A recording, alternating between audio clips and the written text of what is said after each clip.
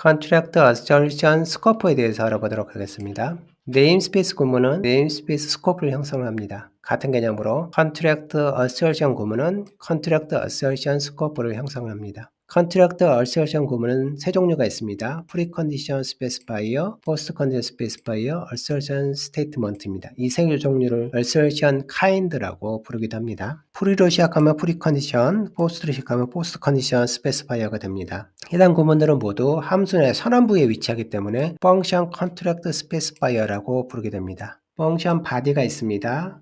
펑션 선언부가 있습니다. 이럴 때 펑션 선언부에 프리컨디션, 포스컨디션을 등록할 수가 있게 됩니다. 이럴 때 포스컨디션은 result name introducer를 둘 수가 있습니다. R 콜론이 바로 result name introducer입니다. 함수가 있을 때 함수가 리턴된 값이 있을 겁니다. 그 값을 감싸고 있는 result 오브젝트가 있다라고 했을 때 이 result 오브젝트에 대한 이름을 R로 부여를 하는 겁니다. 그래서 result 오브젝트에 대한 바인딩이다라고 부르게 되는데 그래서 result bind라는 용어를 도입합니다. 그래서 11번째 라인의 result binding은 R입니다. assertion statement는 contract assertion 시작해서 세미콜론으로 끝납니다. 함수 body가 있고 함수 body 내에 statement를 추가할 수가 있습니다. 모든 contract assertion은 predicator를 사용합니다. predicator는 return 타입이 불인 expression을 의미합니다. 그래서 true이면 계약을 지킨 거고 false이면 계약을 위반한 겁니다. 이런 식으로 의미를 해석하게 됩니다. 그럴 때 conditional expression, conditional expression,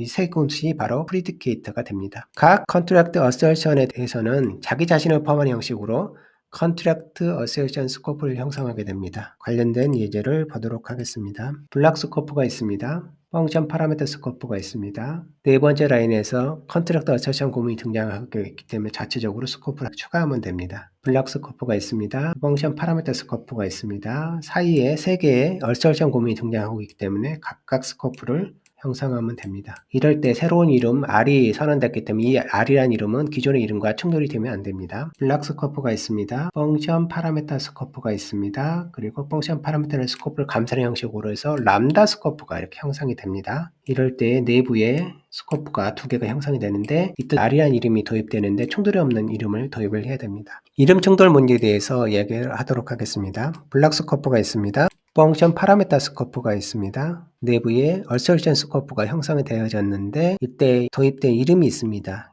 이 이름과 펑션 파라미터 스코프 이름이 동일합니다. 즉 펑션 파라미터 스코프의 이름과 충돌이 발생하게 됩니다. 그래서 문제가 있는 구문이고요. 블락 스코프가 있습니다. 펑션 파라미터 스코프가 있습니다. 그 다음에 람다이기 때문에 람다 스코프가 감싸게 됩니다. 이렇게 감싸게 될 때 캡처된 이름으로 리절트가 있는데 리절트의 이름을 람다 스코프에 등록합니다. 이렇게 그 상태에서 assertion 스코프가 형성이 되는데 이때 result라는 이름을 쓰고 있습니다. 자신을 감싸고 있는 람다 스코프에 result가 있기 때문에 충돌이 일어나는 겁니다. 다음을 보겠습니다. 블락 스코프가 있고요. 펑션 파라미터 스코프가 있습니다. 내부에 스코프가 3개 형성이 되는데 A, B를 쓰는 건 상관이 없어요. 근데 포스트에서 새로운 이름 result를 도입했네요. 근데 기존에 자신을 감싸고 있는 펑션 파라미터 스코프에 동일한 이름이 없습니다. OK입니다.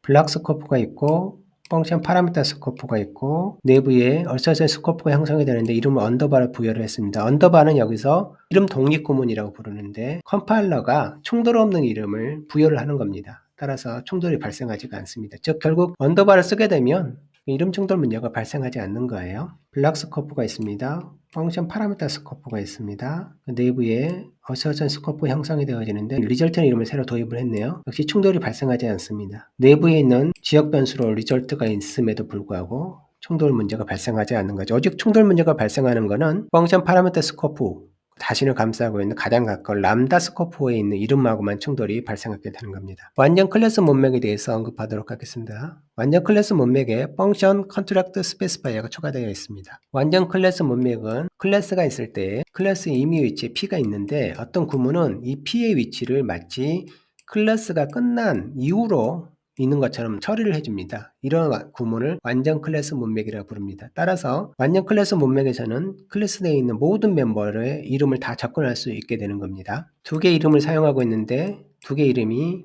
뒤에 있습니다. 즉 펑션 바디가 완전 문맥인 겁니다. 뒤에 있는 이름을 사용하고 있습니다. 따라서 디폴트 아규먼트도 완전 문맥입니다. 뒤에 있는 이름을 사용하고 있습니다. 역시 디폴트 템플릿 아규먼트도 완전 문맥인 겁니다. 뒤에 있는 이름을 사용하고 있습니다. no except 스페시파이어도 완전 문맥인 겁니다. 펑션 컨트랙트 스페시파이어에 대해서 알아보도록 하겠습니다. 펑션이 있고 뒤에 이름을 접근을 하고 있습니다. 즉 펑션 컨트랙트 스페시파이어도 완전 문맥입니다. 뒤에 있는 이름을 접근하고 있습니다. 디폴트 멤버 이니셜라이저도 완전 문맥입니다. 클래스가 있고 그 클래스를 감싼 또 다른 클래스가 있습니다. 그리고 감싼 클래스의 뒤쪽에 이름이 있는데 내부에 있는 클래스의 완전 문맥에서 자신을 감싸는 클래스의 뒤에 있는 이름을 접근하고 있습니다. 즉 이너 클래스의 완전 문맥은 아우터 클래스의 완전 문맥이기도 한 겁니다.